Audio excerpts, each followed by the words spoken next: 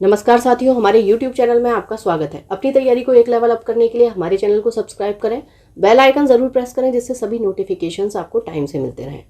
Lucent theory plus question answer series में रसायन विज्ञान के अंतर्गत आज हम अध्ययन करेंगे मिश्र धातुओं का, यानी कि अलॉयज। चलिए शुरू करते हैं। मिश्र धातु एलॉयज। मिश्र धातु किसी धातु का किसी अन्य धातु या अधातु के साथ मिश्रण मिश्र धातु कहलाता है। मिश्र धातुओं के गुण उनके घटकों के गुणों से भिन्न होते हैं जिनसे मिलकर मिश्र धातुएं बनी हैं। अब सामान्य मिश्र धातुएं और उनके घटक तथा उनके उपयोग देख लेते हैं। पीतल यानी कि ब्रास, कॉपर और जिंक 70% और 30% होता है, बर्तन बनाने में इसका उपयोग होता है। कांसा यानी कि ब्रोंज, इसमें होता है आपका 90% कॉपर और 10% टिन। सिक्का, घंटी और बर्तन बनाने में इसका उपयोग होता है। German silver, copper, zinc, nickel 60%, 20% और 20%। बर्तन बनाने में इसका उपयोग होता है। रोल्ड गोल्ड, कॉपर और एल्यूमिनियम 90% कॉपर होता है, 10% एल्यूमिनियम। सस्ते आभूषण बनाने में इसका उपयोग होता है। गन मेटल, कॉपर, जिंक और टिन 90% कॉपर है, 2% इसमें जिंक है और 8% टिन है। तोप, गियर, बेयरिंग बनाने में इसका उपयोग होता है। Delta metal, copper, zinc, iron 60%, 38% और 2% इसमें आयरन होता है। जहाज के पंखा बनाने में इसका प्रयोग किया जाता है। और ये आपसे सीधा सीधा पूछा जाता है कि इस मिश्र धातु में कौन कौन से अवयव घटक हैं या इनका उपयोग क्या होता है। मुंज मेटल 60% कॉपर, 40% जिंक, सिक्का बनाने में उपयोग होता है। डच मेटल 80% कॉपर, 20% जिंक, सस्ते आभूषण बनाने में। मोनेल मेटल 70% कॉपर, 30% निकेल, क्षार रखने वाले बर्तन बनाने में। टांका यानी कि सोल्डर 67% इसमें टिन होता है और 33% इसमें लेड होता है। इलेक्ट्रॉनिक सर्किटों के जोड़ों में टांका लगाने में इसका उपयोग होता है। रोज मेटल,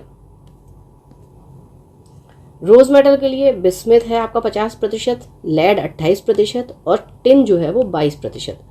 स्वचालित यानी ऑटोमेटिक फ्यूज बनाने में इसका उपयोग होता है। मैग्नीशियम, एल्यूमिनियम 95% और 5% मैग्नीशियम हो गया। इसमें हवाई जहाज के ढांचा बनाने में उपयोग होता है।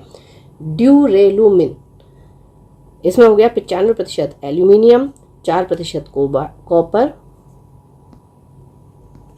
5% मैग्नीशियम है और 5% में मैग्नीज है। इसमें मैग्नीशियम और मैग्नीज दोनों है, इसका ध्यान रखिएगा। इसका बर्तन बनाने में, रसोई का सामान बनाने में उपयोग होता है।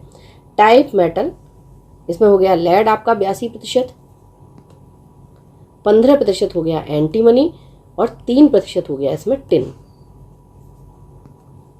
पीतल हाइड्रोजन सल्फाइड की मौजूदगी में निरंतर रहने से वायु में रंगहीन हो जाता है।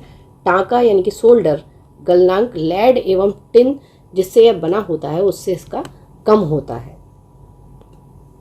इस्पात, लोहा एवं 0.1 से 1.5% कार्बन की मिश्र धातु इस्पात कहलाती है। इस्पात के अन्य मिश्र धातु निम्न है। स्टेनलेस इस्पात यानी जैसे स्टेनलेस स्टील बोलते हैं, इस्पात यानी कि स्टील, इसमें 18% तक क्रोमियम और निकेल होते हैं। यह संक्षारण या जंग प्रतिरोधी होता है। इसका उपयोग बर्तन और शल्य उपकरण बनाने में किया जाता है।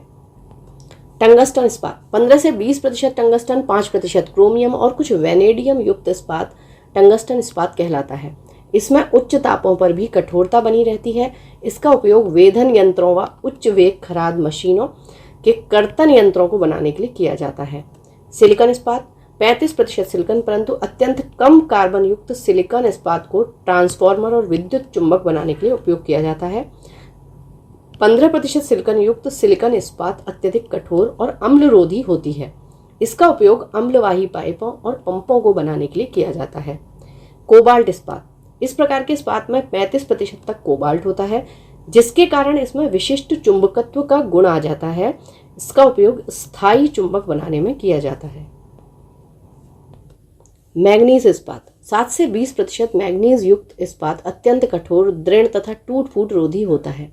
इसका उपयोग हेलमेट, शैल संदलन यंत्रावली यानी कि रॉक क्रशिंग मशीनरी तथा चोर अभेद्य तिजोरी बनाने में किया जाता है। निकेल इस्पात, इसमें क्रोमियम या निकेल या दोनों के कुछ प्रतिशत अंश विद्यमान होते हैं। यदि निकेल 36% होता है तो उससे वैज्ञानिक उपकरण एवं यंत्र बनाए जाते हैं तथा अगर इसमें 46% निकेल उपस्थित होता है, तो इसका उपयोग लैंप बल्ब तथा रेडियो वाल्वों को बनाने में किया जाता है। जिरकोनियम धातु का प्रयोग अभेद्य या गोली सह मिश्र धातु इस्पात बनाने में किया जाता है। एनीलिंग, इस्पात को उच्च ताप पर गर्म करके धीरे धीरे ठंडा करने पर उसकी कठोरता घट जाती है, इस प्रक्रिया को एनीलिंग कहते हैं। अमलगम, पारा के मिश्र धातु को अमलगम कहते हैं। निम्न धातुएं अमलगम नहीं बनाते जा कौन? लोहा, प्लेटिनम, कोबाल्ट, निकेल और टंगस्टन आदि। यहाँ आपका ये चैप्टर कंप्लीट होता है। पढ़ते रहिए, बढ़ते रहिए, रिवीजन जरूर करते रहिए। Thank you for watching, keep learning, stay with me.